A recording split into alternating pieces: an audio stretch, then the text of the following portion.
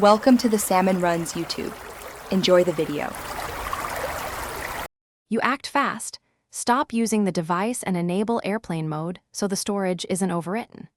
Once done, go straight to the Photos app and open the recently deleted or trash album. Many systems keep items 30-60 days. Make sure you check any secondary user accounts and other synced devices now, because deletions may not propagate immediately. If you use Cloud Sync, pause automatic sync to avoid further changes while you assess recovery options and prepare the next steps. Now verify cloud services.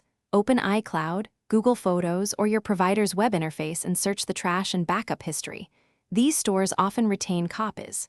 Once done, inspect other sync devices. A laptop or tablet may hold the intact file. Make sure to use official desktop clients or built-in recovery features before third-party apps. They're safer and less likely to overwrite. If you need a recovery tool, read permissions, choose a reputable vendor, and never install recovery software on the same drive you're trying to salvage. Finish by exporting any recovered photos to external storage or a new cloud folder. Do not leave them on the compromised drive.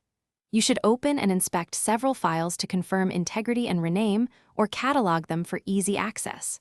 Once verified, create redundant backups and enable regular version backups so this doesn't repeat. If recovery fails or files are corrupted, stop using the device and consult a professional data recovery service. They can image the drive to avoid further data loss. Thanks for watching.